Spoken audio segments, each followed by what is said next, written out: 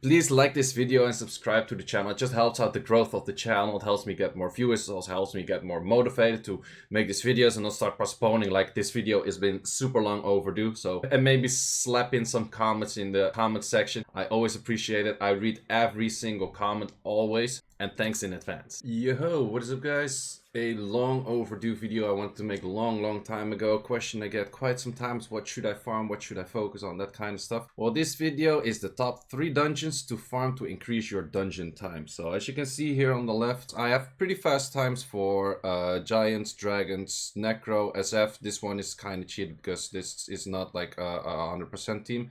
The other 4 are all pretty much 100% teams.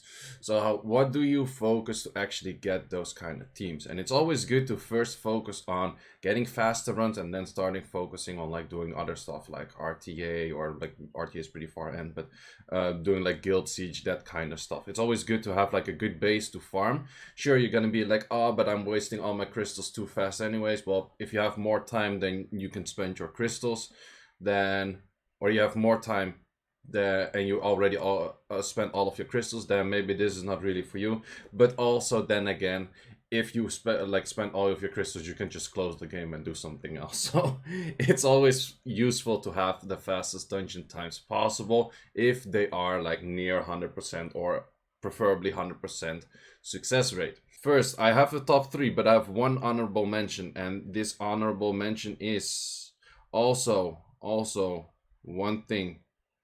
This might not always be the same for everyone. So the top 3 might not always be the same for all accounts. The top 3 I made is what I think most people lack most, and therefore is probably the most useful thing to do. It could be that you're already farming the #1 dungeon already a lot, and therefore it doesn't value that much for your account. It's just pretty much what do you have to focus on, what your account is probably lacking. So one honorable mention: R5. And why is it not in the top 3 but an honorable mention? Simply because I expect most people to already have the grinds for rage, fatal, and will, and the other things you need for the dungeons that much, because it's pretty easy to get. You don't need that many of them compared to your violent runes and that kind of stuff. So I kind of expect most mid-game players to already, mid-game / end-game players to already have this. Also, this video is probably not that much for beginner players. It could be if you want to transition to fast dungeon times like right away, but for beginner players, first focus on getting a consistent team and then start focusing on speed. Still, I think like an early game, like if someone that played for like half a year or maybe even less can start like pushing towards these things already. In that case, maybe then you need some more raids because you didn't do much raids yet. So honorable mention is raids. Let's get into the actual number 3, Necropolis. For the reason you need rage runes is mainly the most used rune for all of your dungeon teams. On top of that, you have a whole bunch of dungeons which value will a lot, and you have here and there a little bit niche use of vampire. So this team is actually the fastest necro team out there. It uses pretty much all of that. It uses rage, it uses vampire, it doesn't use will, but will is on like more of the newer dungeon. And farming enough necro 12 just helps you boost your your overall damage by so much, and it's really recommended to just, sure, you want to go for your violent runes, your swift runes, that kind of stuff, but take a moment, and you probably even think like, oh, I can get my will runes from Elunia. Take a moment to actually get like some solid rage runes. Sure, you can get away with fatal, but in general, because you're using fight runes, you're using attack lead, that kind of good stuff, rage is probably better than these other sets. So take your moment, go for a few rage sets, at least that you have some that you can do like solid fast teams, and that's definitely a number 3 spot worth it for me. Number 2 spot, the Fire Rift. People already felt it coming probably. Fight runes. You want to have those fight runes. Just get in like as many like water AoE damage dealers as you can. Get in like any damage dealers besides that. You will probably clear this. It's not too difficult anymore, especially with the coming of artifacts. Fight runes are increasing your damage output by so much. There are so many dungeons that use fight runes. There's so many dungeons where like even like R5, name any dungeon, I probably have like more than 5 or 6 fight sets in that team. Even for a lot of people are focusing on the triple Icarus right now. Really makes sense. Then they say determination runes is the way to go. No, no, no, no, no. Determination runes is a bad example of what to misfocus on, kind of. I actually have also focused on it for a while, and then I started thinking, okay, so the thing what you need from it is the threshold to actually use triple Ikaru.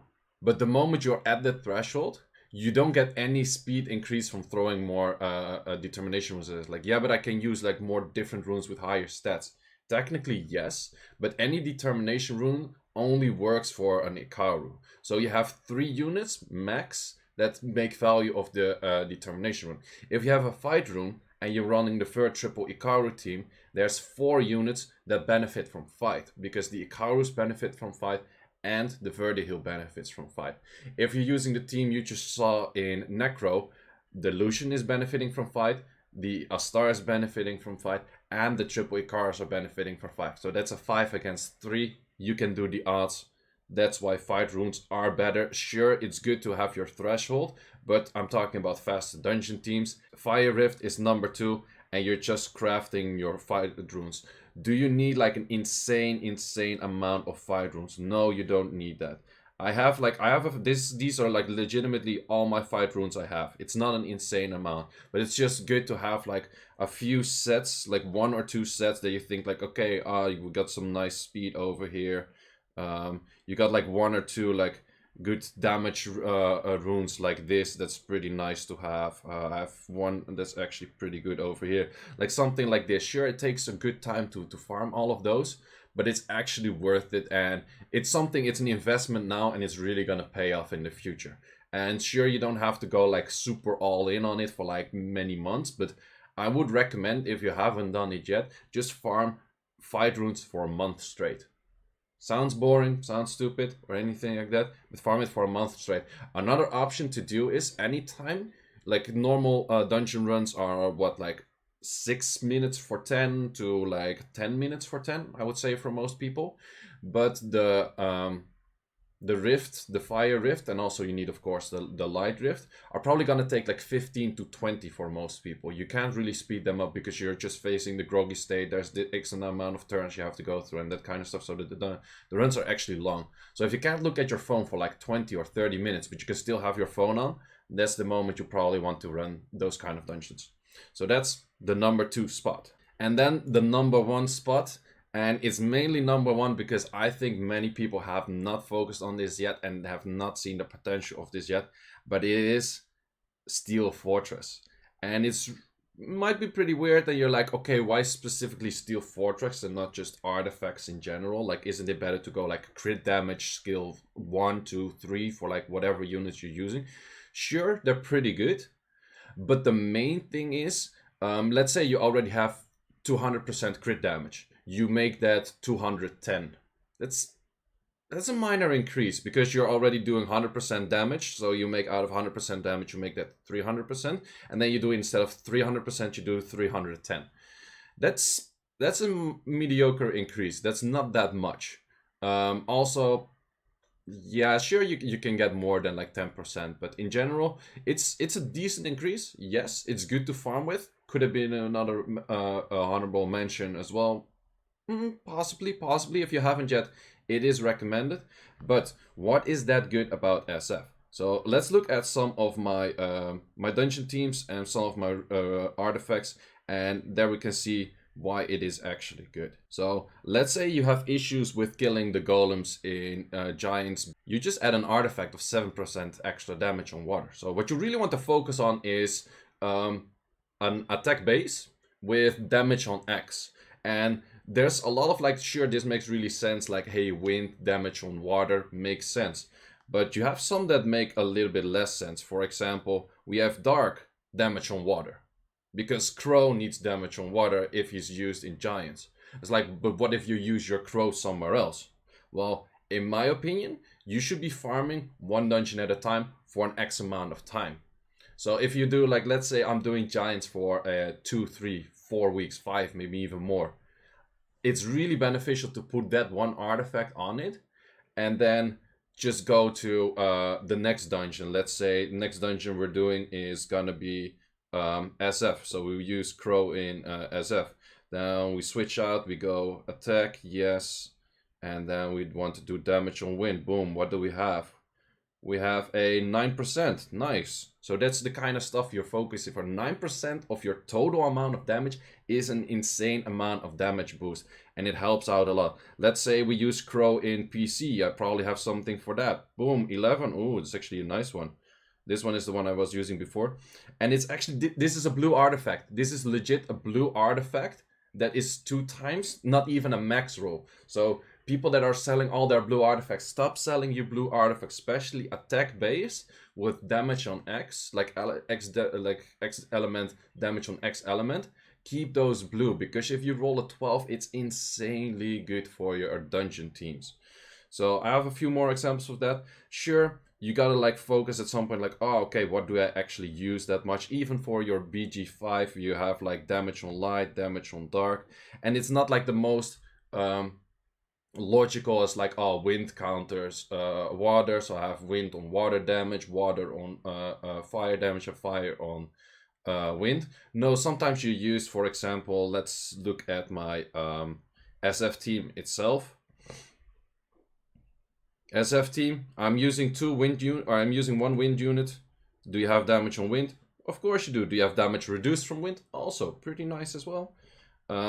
Lauren, do we have damage on wind? No, in this case I actually have damage increasing effects, which also help for like really multi-hitters, and Lauren is not that much of a damage. This one, do I have damage on wind? I have some damage on wind. Also damage attacking together is of course really strong, like throughout the artifacts. But in this case, like since I'm specifically mentioning SF, I'm specifically mentioning that. Also damage on wind, and this one I would have to switch if I start using that. So then talking about SF, the dungeon itself, it's also, I think, not that many people run it because it's the most annoying dungeon out there. This team is actually legit slow. You could say like, oh, I have a faster team. Yes, but it will fail at some point. If you have just one Linding in there, it will fail at some point. At some point, if she doesn't go her third or like her second or third skill like 4 times in a go and she goes completely, then it just doesn't work. That simple as it is. It's like, oh, add a friend. It's like if your friend doesn't do S3 and your team gets stunned, doesn't work. Simple as that. So this dungeon is actually highly annoying to run, but you have to run it to actually get some good upgrades for all of your dungeon teams. And most of the dungeon like speed upgrades that I got recently, or like in the last, I would say like 2-3 months, is mostly from focusing more on SF and legit blue artifacts. Blue artifact, like most of these, I don't even have like, oh, this is a nice one. Most of these that I have for the damage attack, like, so it always has to be a base attack, and then the increase of the damage on X element is mostly just like the status of a blue. It's mostly around 10 or below that. So there's actually a big improvement for that. So that's something also I didn't start looking in like right away when I started with the artifacts. That's like, ooh, wow, this could be interesting. And at some point it's like, I have dark, extra damage on water. That doesn't make any sense. A cell. And you're like, wait, but I use Crow in water dungeon. That makes sense. So yeah, sure, you have to like switch some of these artifacts from time to time, but as I said, I farm one thing at a time. I recommend people to farm one thing at a time. If you farm one thing at a time, 50k mana to just switch out one artifact is not that big a deal, and your dungeon runs are actually gonna be a lot faster. And also, if you kill faster, your dungeon teams are also gonna be more consistent, because they can get away with, like, if things are dead, you don't die. Simple. So that's it. So that's it for this video. I want to keep it short. I hope these few tips help you out. Maybe you just get like a certain perspective, like, sure, this won't work because, hey, base is flat HP, doesn't work. Maybe you're even using some defense units, so like a zinc base defense plus extra damage on wind, that kind of stuff. Yeah, makes sense. So sure, I don't keep everything, but there's a whole bunch of artifacts that really do help. Also, of course, if you haven't yet, PC also helps out quite a lot. Maybe a second honorable mention, but whatever. So guys, let me know in the comments if you like this video. Also, if you haven't yet, subscribe to the channel. I don't say it enough, I think. So highly appreciated for all of that, and see you in the next one.